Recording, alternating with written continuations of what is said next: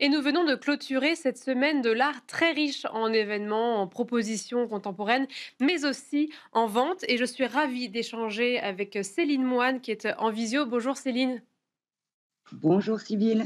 Alors vous êtes directrice de la rédaction d'Art Price et Art Price a publié juste avant cette semaine son rapport annuel concernant l'art contemporain et l'art ultra contemporain.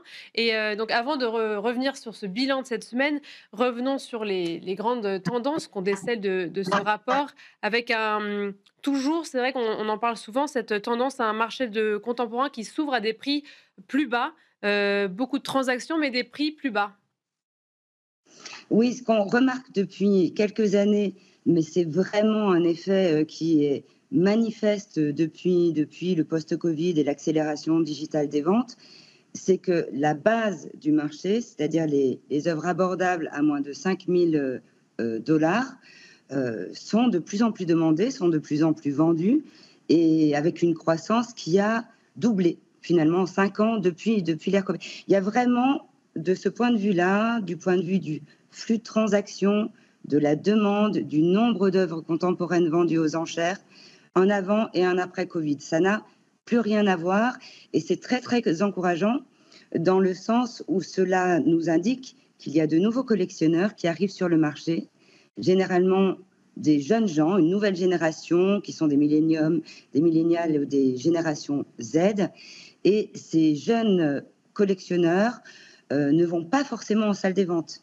Ils vont privilégier pour beaucoup le canal des ventes en ligne avec des lots pour se faire plaisir, pour découvrir, commencer leur collection, etc. Il y a vraiment quelque chose qui est plus de l'ordre de la curiosité et de l'achat plaisir que de l'achat patrimonial ou vraiment de l'acte de collectionneur sur ces achats-là. Mais c'est une vraie vitalité qui est très encourageante.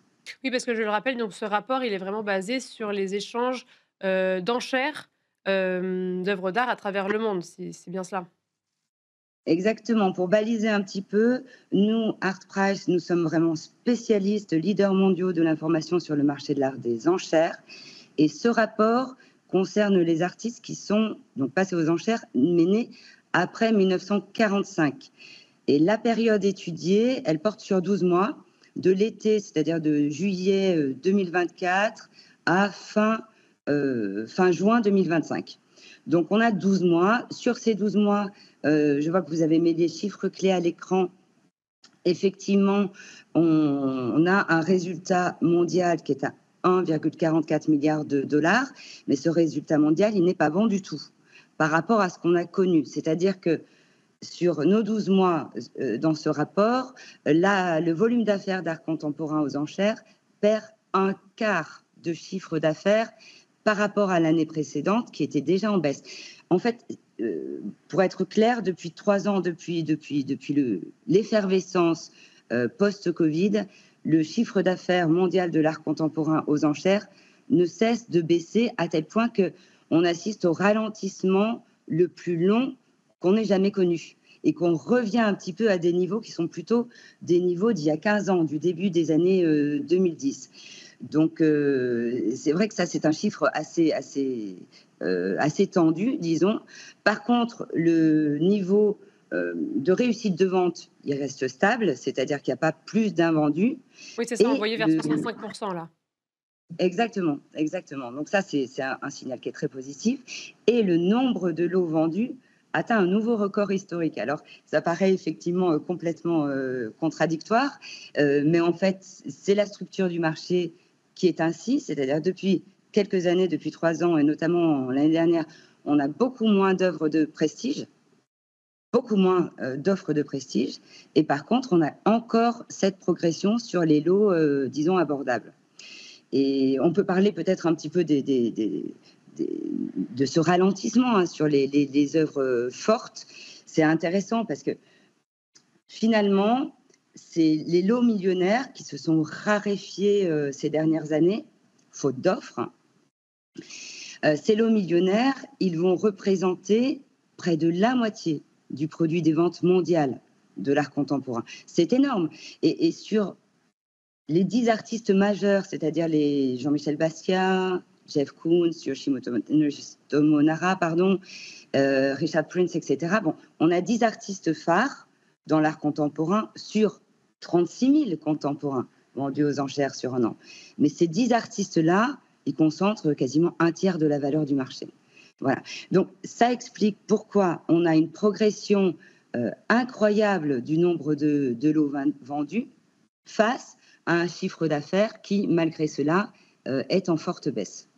Est-ce que sur, le rapport là de 2025, est-ce qu'il y a un enseignement dont on n'avait jamais entendu parler avant? Parce que c'est vrai que cette tendance, ça fait, justement depuis le covid, puis depuis les 3 dernières années qu'on en entend parler. Est-ce que là, il y a une fenêtre qui s'ouvre vers quelque chose, qui nous étonne? Ce qui peut être un petit peu, disons, notable, c'est pas forcément une découverte, mais c'est tout de même intéressant, je trouve, c'est que cette baisse d'activité, en termes de chiffre d'affaires, hein, et pas en termes de volume, elle se concentre évidemment sur les grandes places de marché qui ont l'habitude de vendre les lots les plus chers, les plus prestigieux, etc. C'est-à-dire les États-Unis, la Chine et le Royaume-Uni, et également la France, parce que le chiffre d'affaires de la France baisse également beaucoup. Par ailleurs, on a des places de marché en Europe qui sont sur le champ de l'art contemporain de plus en plus dynamiques. Et ça, c'est vraiment intéressant. Non seulement en Europe, mais aussi dans d'autres pays du monde, le Japon, le Danemark, etc.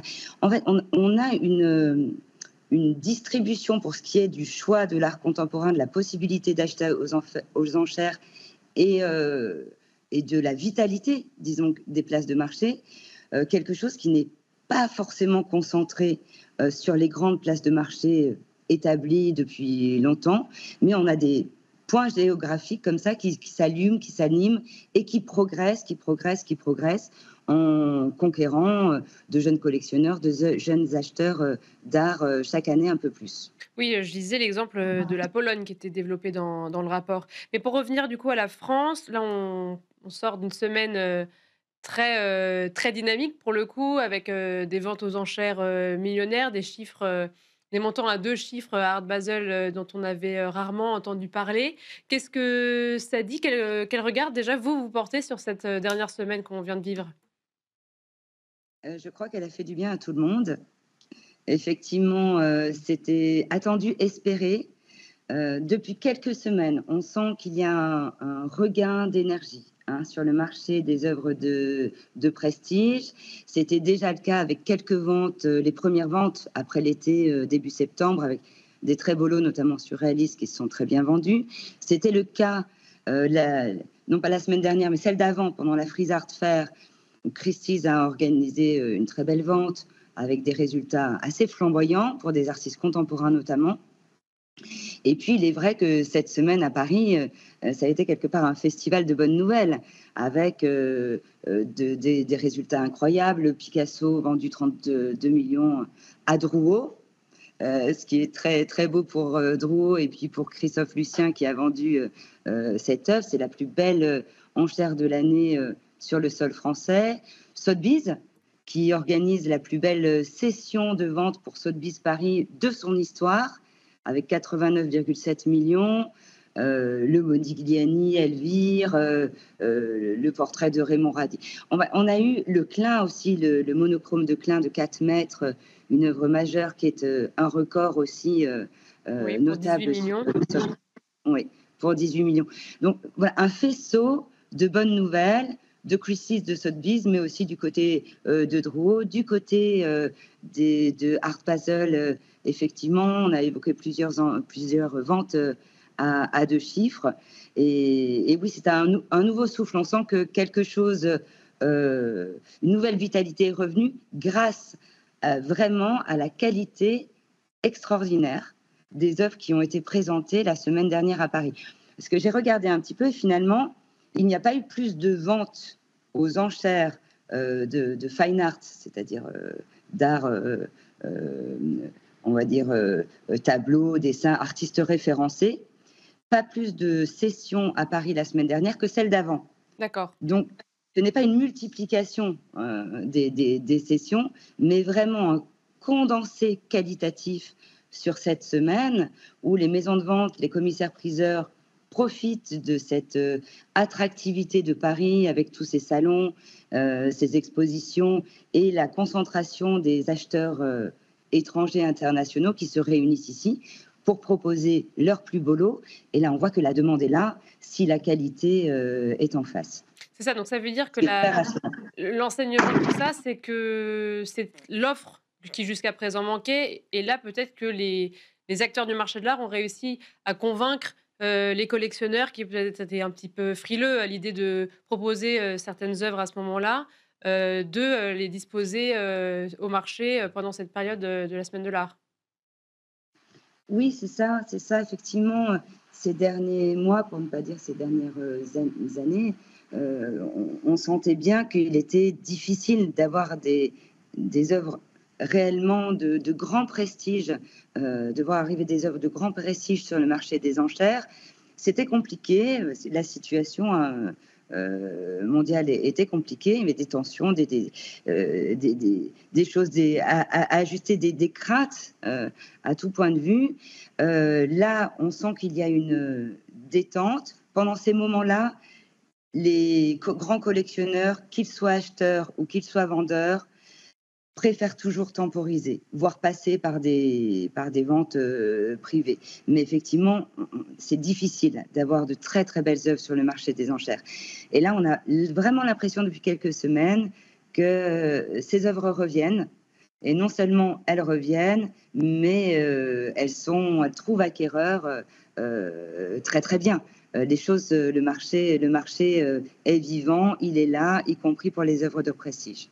Merci beaucoup Céline Moine. Je rappelle que vous êtes directrice de la rédaction d'Artprice. Merci de nous avoir, dressé ce bilan de la Paris Art Week et du rapport annuel du marché de l'art contemporain et ultra contemporain que vous avez, rédigé il y a quelques semaines et merci à vous toutes et tous de nous avoir suivis.